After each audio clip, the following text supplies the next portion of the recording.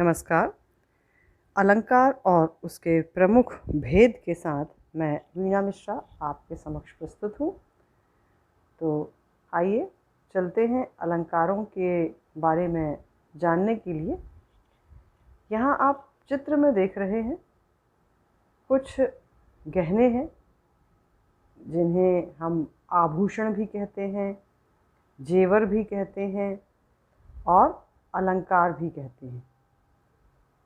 इन विविध चित्रों में हम देख सकते हैं कि वे गहने हैं या वे वस्तुएं हैं जिन्हें पहनकर हम अपने आप को सुशोभित करते हैं, जिनसे हमारी सुंदरता बढ़ जाती है।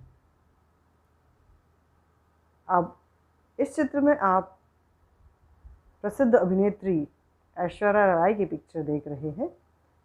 इसमें आप देख रहे हैं कि ये आभूषण रहित हैं और आभूषण न होने पर इनकी सुंदरता कैसी लग रही है, और दूसरे चित्र में आभूषण पहनने के बाद इनकी सुंदरता या इनकी खूबसूरती किस तरह से बढ़ गई है।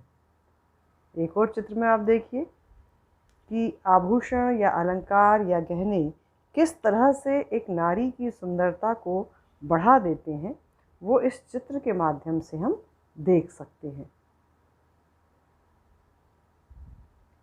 तो अलंकार का शाब्दिक अर्थ होता है गहने या जेवर, और ये दो शब्दों से मिलकर बना है अलम धन कार। अलम का अर्थ होता है श्रृंगार और कार का अर्थ होता है करने वाला, अर्थात श्रृंगार करने वाली चीज़ों को, वस्तुओं को या शब्दों को हम अलंकार कहते हैं। जो अलंकृत करे वही अलंकार है, अर्थात अलंकृत करने वाले या सजाने वाले जो तत्व होते हैं उन्हें ही हम अलंकार कहते हैं। जैसे स्त्री को सजाने वाले आभूषण हैं जिन्हें हम अलंकार कहते हैं, वैसे ही कविता के क्षेत्र में जो कविता को सुंदर बनाते हैं उन्हें ही हम अलंकार कहते हैं। एक परिभाषा प्रस्तुत है, अलंकरोति इति अलंकारः। इसका अर्थ है जो अलंकृत अर्थात सुशोभित करे उसे ही अलंकार कहते हैं। आचार्य दंडी के अनुसार काव्य शोभाकरान धर्मान अलंकारान प्रच्छेद, अर्थात काव्य की शोभा बढ़ाने वाले तत्व, धर्म, गुण अलंकार कहलाते हैं। शोभा का अर्थ सुंदरता, तो कविता की सुंदरता जिन तत्वों से बढ़ाई जाती है उन्हें हम अलंकार कहते हैं। अब यहाँ ध्यान रखने योग्य बात यह है कि अलंकार सिर्फ शोभा बढ़ाते हैं, उत्पन्न नहीं करते। अब आपने ऐश्वर्या राय को देखा, वो ऑलरेडी खूबसूरत हैं, तो उसकी सुंदरता को अलंकार उत्पन्न नहीं कर रहे हैं, उसकी सुंदरता को केवल बढ़ाने का काम कर रहे हैं। इसी तरह काव्य में अलंकार विशिष्टता लाते हैं, उसे रुचिकर तथा सौंदर्यशाली बनाते हैं, उसमें सौंदर्य उत्पन्न नहीं करते हैं, शोभा उसकी बढ़ाने का कार्य करते हैं। अलंकारों का महत्व, आप इसके पहले भी थोड़ा बहुत अलंकार से परिचित होंगे ही। इसके महत्व के बारे में हम जान लें। अलंकार काव्य के लिए अत्यंत उपयोगी एवं महत्वपूर्ण माने गए हैं। अलंकारों के अभाव में काव्य उसी तरह फीका सा लगता है जैसे कामिनी युवती बिना श्रृंगार या आभूषणों के लगती है। जैसा हमने एक चित्र में अभी देखा कि सुप्रसिद्ध अभिनेत्री बिना श्रृंगार के, वो थोड़ा सा उनका सौंदर्य फीका सा लग रहा है। जब कोई कवि सामान्य भाषा में अपने भाव व्यक्त नहीं कर पाता तब अलंकारों की सहायता लेता है, अर्थात जब कवि सामान्य भाषा में भावनाएं व्यक्त नहीं कर पाता तो अलंकारों की सहायता से अपने काव्य को सुंदर बनाता है।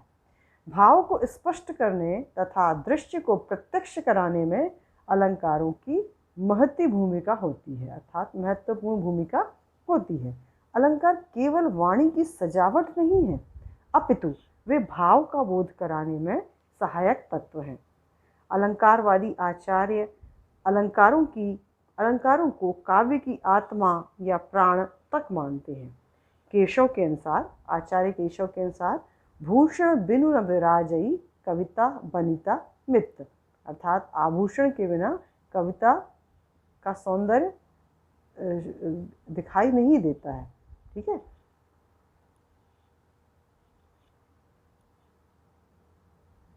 अब हम आते हैं अलंकारों के भेद में। कक्षा 9वीं में अलंकार 2 प्रकार के बताए गए हैं। एक और अलंकार होता है उभयालंकार, जो आपके कोर्स के अंतर्गत नहीं आता है, इसलिए हमने 2 ही लिए हैं, शब्दालंकार और अर्थालंकार। जैसा कि नाम से ही स्पष्ट है, शब्दालंकार अर्थात यह अलंकार शब्द पर आधारित होता है। यदि शब्द के स्थान पर उसका पर्यायवाची रख दे तो अलंकार समाप्त हो जाएगा। अब जैसे एक उदाहरण आपने सुन रखा होगा, चारु चंद्र की चंचल किरणें खेल रही थीं जल थल में। अब यही यहाँ चारु चंद्र, चंद्र की जगह मैं चंद्र का पर्यायवाची रख दूँ, मयंक, राकेश, तो सौंदर्य नष्ट हो जाएगा।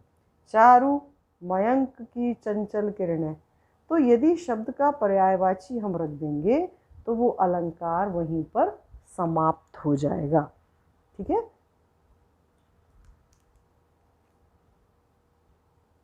अर्थालंकार, अर्थालंकार जो होता है वह अर्थ पर आधारित होता है, अर्थात जब काव्य का अर्थ समझा जाए तो उस अर्थ में यदि चमत्कार पैदा होता है तो उसे हम अर्थालंकार कहते हैं।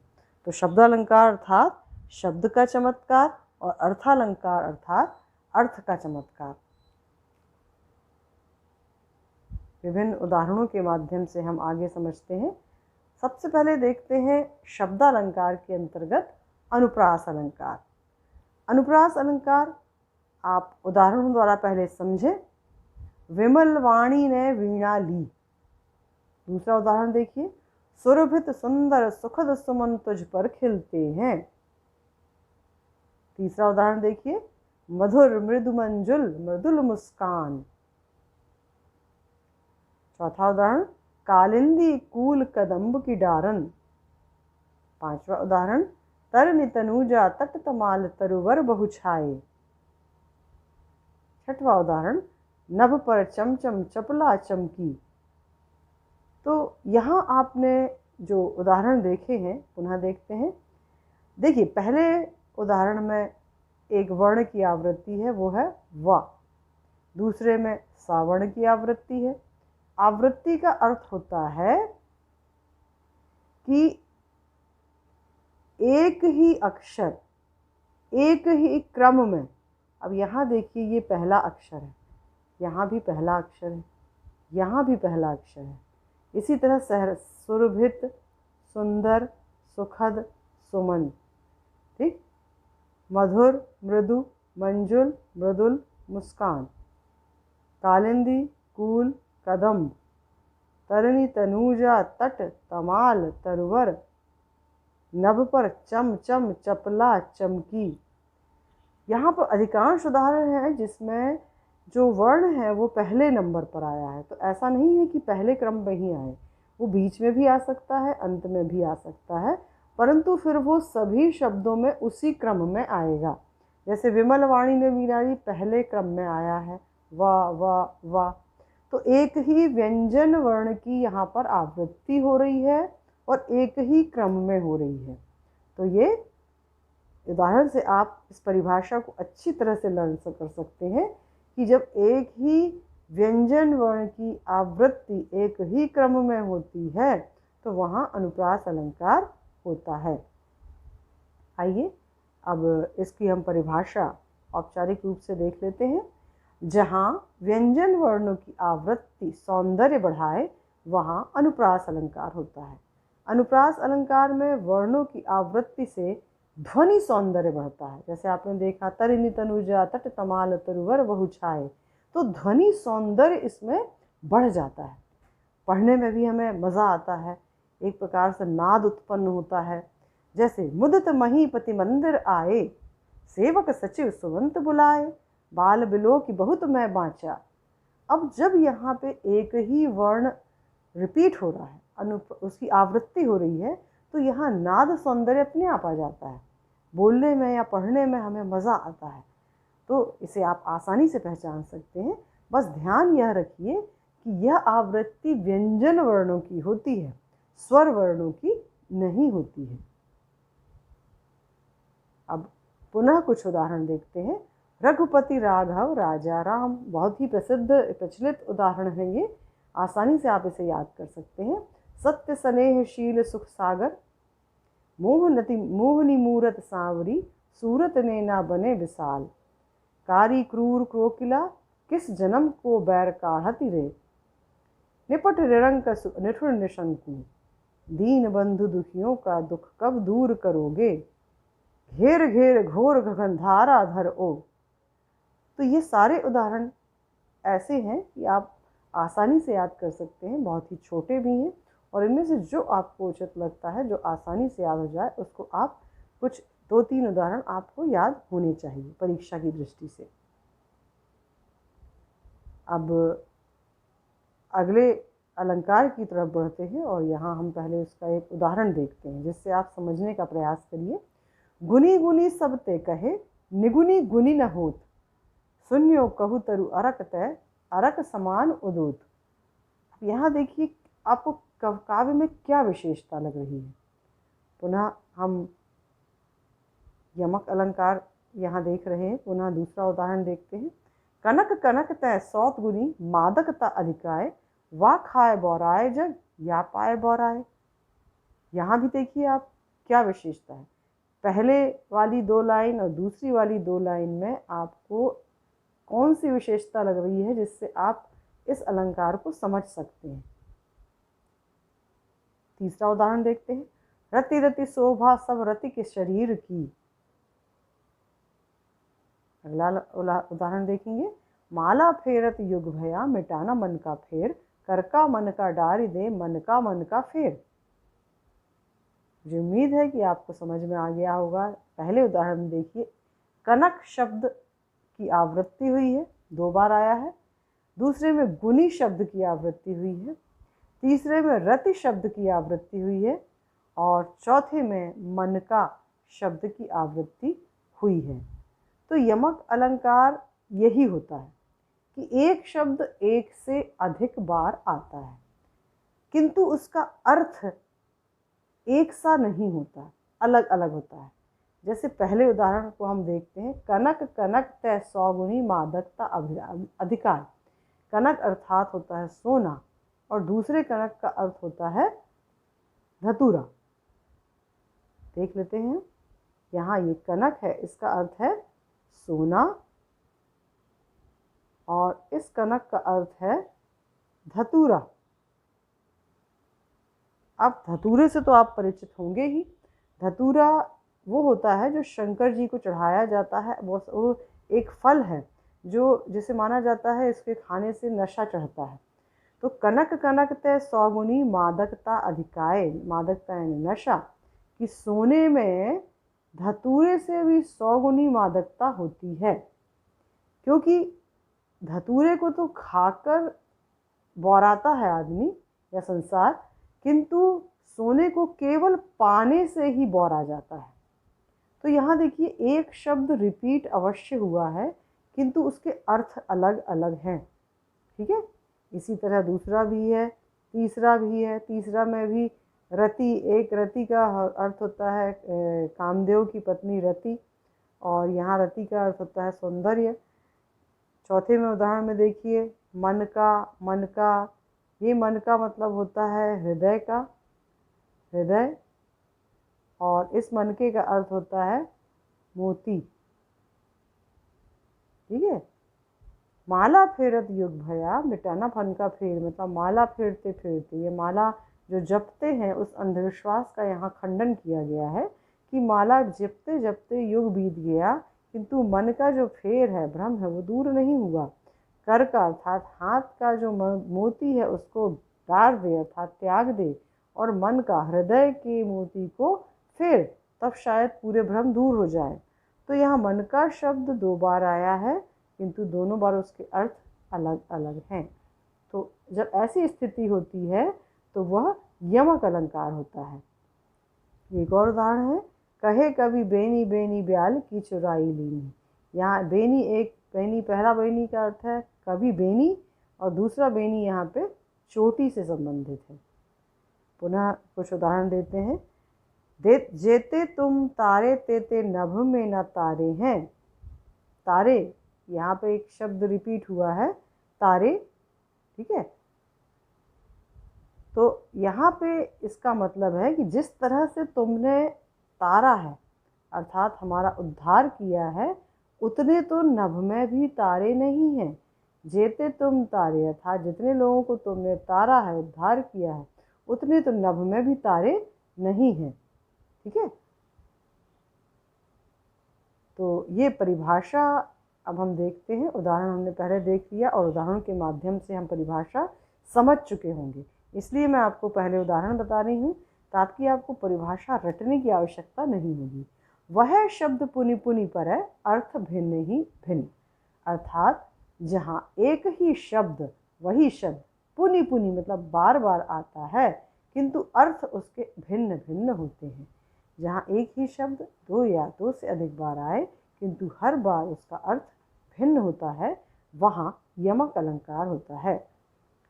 पुनः एक उदाहरण देखते हैं। 3 बेर खाती थी वे 3 बेर खाती है। अब यहाँ देखिए, बेर शब्द जो है वो रिपीट हुआ है। पहले बेर का अर्थ है कि वो पहले 3 बेर अर्थात 3 बार खाती थी, 3 समय, 3 टाइम भोजन करती थी। किंतु अब क्या स्थिति है, 3 बेर खाती हैं, अर्थात केवल 3 बेर के फल ही खाती हैं। तो यहाँ बेर शब्द बार बार आया है, किंतु उनका अर्थ अलग अलग है। काली घटा का घमंड घटा। अब यहाँ कौन सा शब्द रिपीट हुआ है, घटा। तो आपको चूंकि अभी MCQ प्रश्नोत्तर आने हैं, तो संभावना ये बनती है कि आपको उदाहरण दिए जा सकते हैं और उदाहरण देके ये पूछा जा सकता है कि इसमें कौन सा अलंकार है। तो आप पहचान सकते हैं आसानी से, यदि किसी शब्द का रिपीटेशन है, एक से अधिक बार आया है, तो आप अंदाज लगा सकते हैं कि यह यमक अलंकार है। काली घटा का घमंड घटा। पहली घटा का अर्थ है, चूंकि इसमें काली विशेषण जुड़ा है, बादल, और दूसरी घटा का अर्थ है घमंड घटना, अर्थात घमंड कम होना। पुनः कुछ उदाहरण देखते हैं। ऊंचे घोर मंदिर के अंदर रहनवारी ऊंचे घोर मंदिर के अंदर रहाती है। अर्थात जो पहले ऊंचे ऊंचे बड़े बड़े मंदिरों के अंदर अर्थात महलों के अंदर रहती थी, वो अब ऊंची गहन अंधेरी गुफाओं के अंदर रहती है। जगती जगती की मूक प्यास। जगती मतलब जगना, और जगती यानी संसार। तू मोहन के उर्वशी है उर्वशी समान। पहला उर्वशी का अर्थ है हृदय में बसना, और दूसरा उर्वशी का अर्थ है उर्वशी अप्सरा। तेरी बरछी ने बरछीने हैं खलन के। यहाँ पहली बरछी अर्थात तलवार, और दूसरी बरछीने हैं मतलब मनुष्यों की या स्त्रियों के वरों की, पतियों की के जीवन को छीन लेना। लहर लहर कर यदि चूमे तो किंचित विचलित मत होना। लहर पानी की लहर, और लहर मतलब लहराकर। बड़े बड़ाई ना करे बड़े ना बोले बोल। एक बड़े से मतलब हो जाता है बड़े व्यक्ति, और बड़े ना बोले यहाँ बड़े शब्द के लिए यूज़ किया गया है। अब हम नए अलंकार की तरफ बढ़ते हैं, श्लेष अलंकार। यहाँ भी मैंने उदाहरणों के माध्यम से पहले समझाने का प्रयास किया है। आप देख सकते हैं ये 3 लाइन एक जगह से उत्पन्न हो रही हैं, और उम्मीद है कि आप इन 3 लाइनों से समझ गए होंगे कि शब्द एक है, उसके अर्थ 3 निकले हैं। अभी हमने यमक में समझा कि शब्द एक से अधिक बार आए, और जितने बार आए उतने ही बार उसके अलग अलग अर्थ थे। किंतु श्लेष में क्या है, शब्द एक ही है, किंतु हम उसके 3 संदर्भों में अलग अलग अर्थ लेते हैं। उदाहरण देखिए। रहीमन पानी राखिए बिन पानी सब सून। पानी गए न उबरे मोती मानुस चून। अब यहाँ पानी शब्द के 3 अर्थ हैं। एक संदर्भ उसका मोती से जुड़ता है, कि मोती के अर्थ में पानी का मतलब है चमक, मनुष्य के अर्थ में आत्मसम्मान, और चून अर्थात आटे के संदर्भ में जल। दूसरा उदाहरण देखते हैं। सुवर्ण को ढूंढत फिरे कवि कामी अरु चोर। अब इसके 3 अर्थ निकलते हैं, जैसा कि हमने पहले आपको लाइन के जरिए समझाया। सुवर्ण अर्थात सुंदर अक्षर। जो कवि होता है वो क्या ढूंढता है? सुवर्ण अर्थात सुंदर अक्षरों की खोज करता है अपनी कविताएं बनाने के लिए। कामी व्यक्ति अर्थात व्यभिचारी व्यक्ति, जो अच्छे चरित्र का व्यक्ति नहीं होता है, वो सुवर्ण अर्थात सुंदर स्त्री ढूंढता रहता है, उसकी नज़र उस पर रहती है। और जो चोर होता है वो क्या ढूंढता है? सुवर्ण अर्थात सोने की तलाश में रहता है। गोल्ड, सोना यानी गोल्ड, चोरी के लिए वो सोना ढूंढता रहता है। तो इस तरह से शब्द एक ही है सुवर्ण, किंतु यहाँ कवि, कामी और चोर के संदर्भ में उसके 3 अर्थ निकलते हैं। पुनः परिभाषा के जरिए हम इसे समझते हैं। श्लेष का शाब्दिक अर्थ होता है चिपका हुआ। यहाँ 2 लाइन आप देख रहे हैं कि जहाँ से 2 लाइनें जन्मी हैं वो वहाँ पे वो चिपकी हुई है ना। तो वैसे ही इसका शाब्दिक अर्थ होता है चिपका हुआ। जहाँ एक शब्द से एक से अधिक अर्थ निकलते हों वहाँ श्लेष अलंकार होता है। अर्थात यह शब्द एक आया है किंतु उसके अर्थ एक से अधिक निकले। जो रहीम गति दीप की कुल कपूत गति सोए, बारे उजियारोल करे बढ़े अंधेरो होए। अब यहाँ बारे और बढ़े इसके 2 अर्थ निकलते हैं। बारे का अर्थ है जलना या छोटपन में, और बढ़े का अर्थ है बुझना या बड़े होने पर। तो रहीम कवि कह रहे हैं कि जैसी स्थिति दीपक की होती है वैसी ही स्थिति किसी कुल के कुपुत्र की होती है। कुपुत्र यानी बुरा पुत्र। जैसे बच्चा जो है जब पैदा होता है तो छोटपन में बहुत प्रकाश फैलाता है, मतलब बहुत अच्छा लगता है सबको।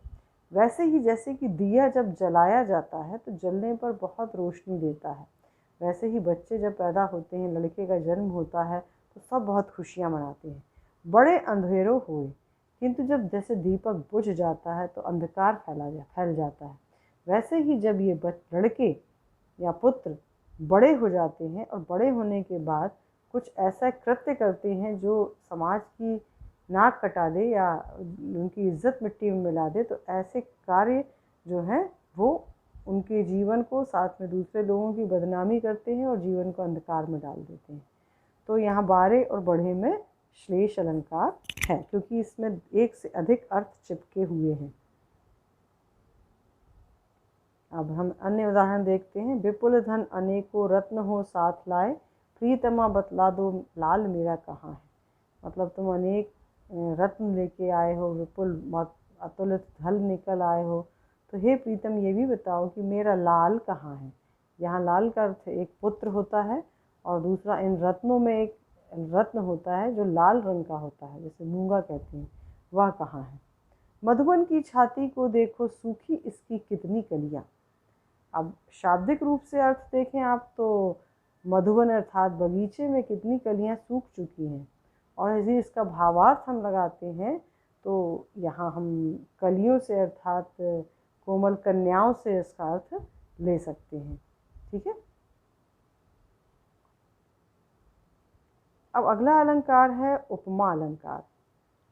पहले उदाहरण देखते हैं। रति सम रमणीय मूर्ति राधा की। दूसरा उदाहरण देखते हैं। मखमल के झूले पड़े हाथी सा टीला। तीसरा उदाहरण मुखबाल रवि सम हरिपद कोमल कमल से सिंधु सा विस्तृत और अथाह एक निर्वासित सा उत्साह। अब यहाँ जो 5 उदाहरण है उसमें आप एक समानता देखिए। रति सम, सम अर्थात समान। मखमल के झूले पड़े हाथी सा टीला, हाथी के समान। मुखबाल रवि सम, रवि अर्थात सूर्य के समान। हरिपद कोमल कमल से अर्थात कमल के समान। सिंधु सा अर्थात सिंधु समुद्र के समान। तो आप देख सकते हैं और समझ सकते हैं कि यहाँ समानता सूचक शब्द सभी में आए हैं। और ये समानता सूचक शब्द जब आते हैं तो इसका अर्थ है कि दो चीज़ों में समानता या तुलना की गई है।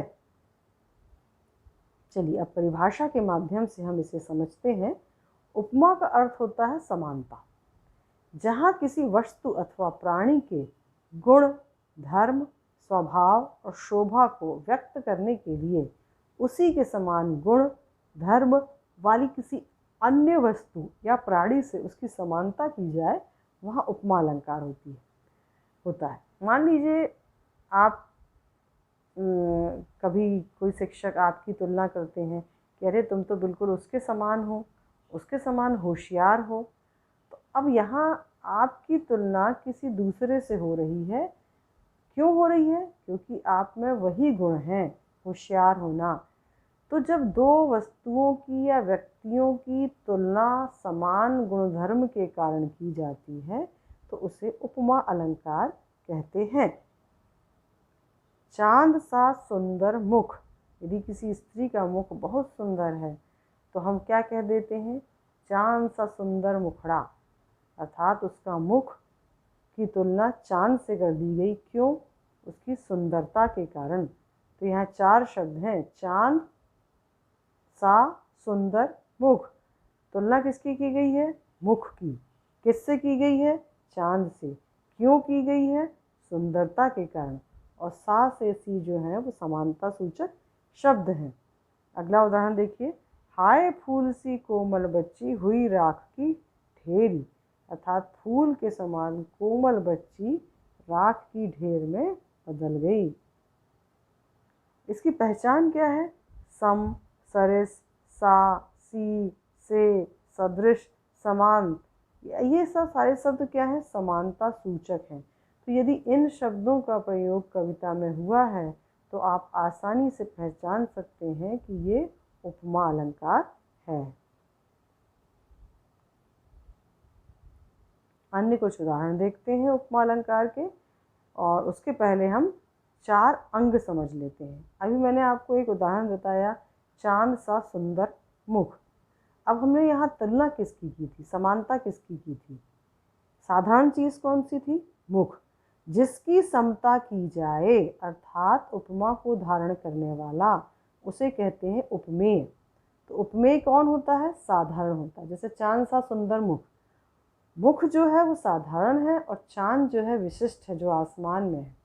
मुख प्रत्यक्ष होता है, मतलब आँखों के सामने होता है, और जो उपमान होता है अर्थात जिससे तुलना की जाती है वो परोक्ष, अर्थात वो आँखों के सामने ज़रूरी नहीं है कि हो। उपमान जिससे समता की जाए। अब मुख की तुलना किससे की जा रही है? चांद से। वाचक शब्द सा, से, सी, सम, समान, सदृश, ये सारे शब्द जो है समता को प्रकट करते हैं, तो इन्हें हम वाचक शब्द कहते हैं। साधारण धर्म अर्थात वह गुण या विशेषता जिसके कारण उपमेय और उपमान में समानता की जा रही है। अब हम अन्य उदाहरणों के माध्यम से इसे और समझ लेते हैं। पीपर पात सरिस मन डोला, अर्थात पीपल के पत्ते के समान मन डोला, विचलित हुआ। यहाँ मन की तुलना की गई है, तो मन क्या होगा? मन उपमेय होगा, क्योंकि मन हमारे पास में है और ये जिसकी तुलना की जा रही है, जिससे तुलना की जा रही है, जिससे पीपल के पत्ते से तुलना की जा रही है, तो ये पीपल का पत्ता हो गया उपमान। अब क्यों की जा रही है? क्योंकि जिस तरह से पीपल का पत्ता डोलता है, हिलता है हवा में, वैसे ही हमारा मन भी डोलता है। और सरिस जो है वो समानता सूचक शब्द है। ठीक है, तो इस तरह से ये चारों अंग जहाँ आते हैं वहाँ पूर्णोपमा होती है। अगला उदाहरण देखते हैं। नील गगन सहृदय शांत सा सो रहा। अब यहाँ देखिए, नील गगन सहृदय शांत सा सो रहा। हृदय जो है वो नीले गगन के समान शांत होकर सो रहा है। वह दीप शिखा सी शांत भाव में लीन, दीपक की जो शिखा होती है वो एकदम स्थिर भाव से जलती है, वैसे ही कोई स्त्री है जो इस शांत भाव में तल्लीन है। मजबूत शिला सी दृढ़ छाती, यहाँ छाती को मजबूत शिला के समान दृढ़ बताया गया है। लखन उतर आहुति सरस भृगुवर कोप प्रसानु, अर्थात लक्ष्मण के उत्तर आहुति के समान है और भृगुवर का जो गुस्सा है वो प्रसानु अर्थात अग्नि के समान है। बढ़त देख जल सम वचन, बोले रघुकुल भानु, अर्थात जब ये अग्नि, क्रोध की अग्नि बढ़ती देखी तो रामचंद्र जी ने जल के समान वचन बोले।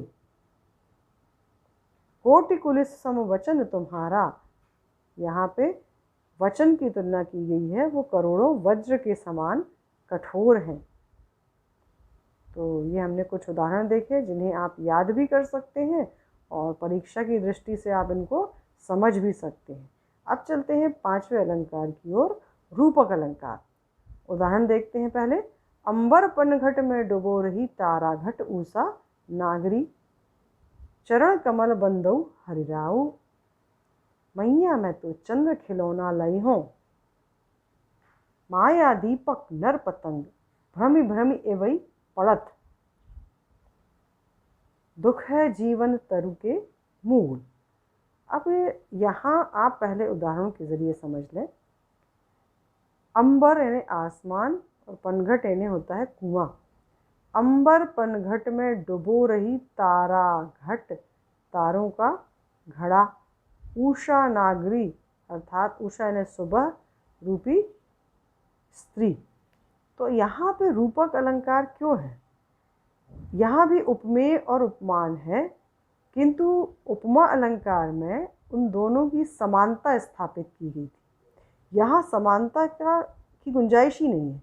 यदि आप दो व्यक्तियों को देखें और दोनों इतने ज़्यादा, आपने कभी जुड़वा भाई बहन देखे होंगे या बहनें देखी होंगी, वो एक सी दिखाई देती हैं, उनमें बिल्कुल अभेद होता है, कोई अंतर ही समझ में नहीं आता।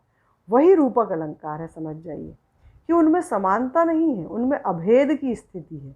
मतलब उपमेय में उपमान का आरोप कर दिया जाए, वो वही बन जाए। तो यहाँ देखिए जो उषा है, उषा अर्थात प्रातः काल की बेला क्या है? नागरी है अर्थात स्त्री है। तारे क्या हैं? घड़े हैं।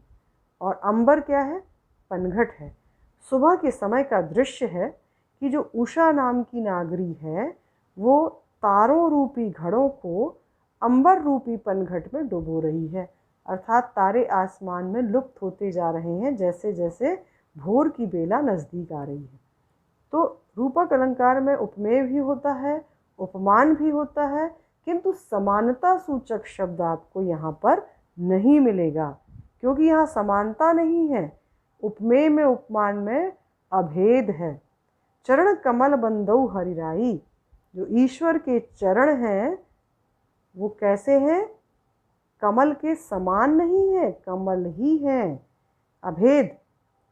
मैया मैं तो चंद्र खिलौना लाया हूँ, चंद्रमा के समान खिलौना नहीं, चंद्रमा को ही मैं खिलौनों के रूप में लूँगा। माया क्या है? दीपक है, नर पतंगा है। ठीक है, जैसे दीपक के आसपास पतंगा अर्थात कीड़ा मंडराता है, वैसे ही माया, मोह, माया यानी धन संपत्ति के आसपास नर मनुष्य मंडराता रहता है। दुख है जीवन तरु के मूल, यहाँ जीवन वृक्ष के समान है। तो जिस तरह से वृक्ष की जड़ होती है वैसे ही दुख जीवन का मूल है। तो यहाँ आपने उदाहरण से समझ लिया होगा कि रूपक अलंकार किसे कहते हैं। अब हम परिभाषा के माध्यम से समझेंगे। जहाँ गुण की अत्यंत समानता दर्शाने के लिए उपमेय और उपमान को अभिन्न या एक कर दिया जाए, दूसरे शब्दों में उपमेय पर उपमान का आरोप कर दिया जाए, वहाँ रूपक अलंकार होता है। यह आरोप कल्पित होता है अर्थात वास्तव में नहीं होता, कल्पना में किया जाता है। जैसे जलता है यह जीवन पतंग। ठीक है, अब इसका मतलब ये नहीं है कि जीवन वास्तव में जल रहा है आग में, वहाँ दुख है, निराशा है, इसलिए कवि ने कहा है कि ये जीवन जो है वो पतंग की भांति, पतंग यानी पतंगा, जो कीड़ा मंडराता है दीपक की लौ के आसपास और उसी में जल के मर जाता है, तो जलता है यह जीवन पतंग, अर्थात यह जीवन पतंग के रूप में जल रहा है। आए महंत वसंत, यहाँ वसंत जो ऋतु है उसको महंत मान लिया गया है, मान ही लिया गया है कि वो वैसे वही है, अभेद। पुनः कुछ उदाहरण देखते हैं। सत्यशील दृढ़ ध्वजा पताका, जो सत्य और शील होते हैं वो ऐसे ध्वज हैं जो दृढ़ होते हैं। उदित उदयगिरी मंच पर रघुबर बाल पतंग, विकसे संत सरोज तब हर्षे लोचन रंग। अच्छा, एक और मैं आपको इसका मतलब पहचानने का तरीका बता रही हूँ। ये हमेशा तो लागू नहीं होता है पर अधिकतर लागू होता है। जैसे इसमें जो जहाँ उपमेय और उपमान होते हैं उनके बीच में ये हाइफन आता है, ये देख रहे हैं आप, योजक चिन्ह। तो ये अक्सर आता है जब उपमेय और उपमान होते हैं तो बीच में ये हाइफन लगा होता है, तो इससे भी आप पहचान सकते हैं। परंतु इसको हमेशा सही मत मानिए, कहीं कहीं ये किसी और अर्थ में भी प्रयोग होता है। जैसे उदित उदय गिरी मंच पर रघुवर बाल पतंग, ठीक है। यहाँ पे श्री रामचंद्र जी का वर्णन है, जब वो धनुष भंग करने के लिए आते हैं तो उन्हें देखकर ऐसा लग रहा है जैसे कि मंच पर जिस तरह से सूर्य उदित होता है, विकसे संत सरोज सब हर्षे लोचन रंग, और जैसे ही सूर्योदय होता है तो सारे कमल दल खिल जाते हैं, वैसे ही सभी संतों के जो नयन कमल हैं वो सब हर्षित हो उठे हैं, उससे खिल उठे हैं। तो यहाँ भी रूपक है, तो आप ये हाइफन या योजक चिन्हों के माध्यम से भी पहचान सकते हैं। वन सारदी चंद्रिका चादर ओढ़े, वर वन है और शारदी अर्थात शरद ऋतु की, चंद्रिका अर्थात चांदनी।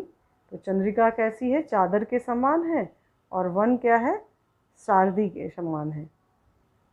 प्रश्न चिन्हों में उठी है भाग्य सागर की हिलोरें, आप देख सकते हैं योजक चिन्ह जो मैंने अभी बताया आपको यहाँ देखने मिल सकते हैं। सुमिरत नाम सुधारस पेखत परुसी धरो। तो ये कुछ उदाहरण थे। अब हम अगले अलंकार की ओर बढ़ते हैं। छठवां अलंकार है उत्प्रेक्ष अलंकार। पाहुन ज्यों आए हों गाँव में शहर के, कक्षा 9वीं में यह कविता पढ़ी होगी आपने। मेघ आए बड़े बंठन के संवर के, पाहुन ज्यों आए हो गाँव में शहर के, ऐसा लग रहा है जैसे शहर के मेहमान गांव में आए हैं, ऐसा लग रहा है जैसे। ध्यान दीजिएगा। दूसरा उदाहरण, उसका अलमारे क्रोध के तन कांपने, उसका लगा मानो हवा के जोर से सोता हुआ सागर जगा। उस समय उसका शरीर क्रोध से ऐसे कांपने लगा मानो या जैसे हवा के प्रवाह से या हवा के जोर से सोता हुआ सागर भी जग गया। अब आप अनुमान लगाइए कि इन उदाहरणों में समानता क्या है। सोहत ओढ़े पीतपट श्याम सलोने गात, मनो नीलमणि सैल पर आतप पर्य प्रभात। जब पीले वस्त्र ओढ़कर श्याम सलोने शरीर पर रामचंद्र जी प्रकट होते हैं तो ऐसा लगता है जैसे नीलमणि पर्वत पर प्रभात आ गया। यहाँ भी ऐसा लगता है मानो, ठीक है। अगला उदाहरण देखते हैं। सिर फट गया उसका वहीं मानो अरुण रंग का घड़ा। अब आप इन सभी उदाहरणों में एक समानता देख रहे होंगे। यहाँ देखिए मानो, मनो, मानो, ज्यों, अर्थात ये कुछ ऐसे शब्द हैं जिनके माध्यम से उत्प्रेक्षा अलंकार में उपमेय में उपमान की संभावना प्रकट की जाती है। कि मानो, मानो हम तब कब कहते हैं जब हम संभावना प्रकट करते हैं कि मानो ऐसा लग रहा है जैसे, ज्यों, है ना। तो ये संभावना प्रकट करने वाले शब्द हैं। तो अब हम आगे इसे परिभाषा के माध्यम से समझते हैं।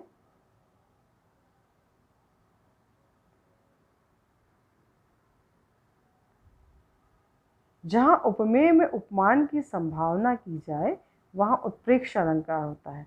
संभावना करने के लिए मानो, मनो, मनु, मनहु, जानो, जनु, ज्यों, जैसे आदि शब्दों का प्रयोग किया जाता है।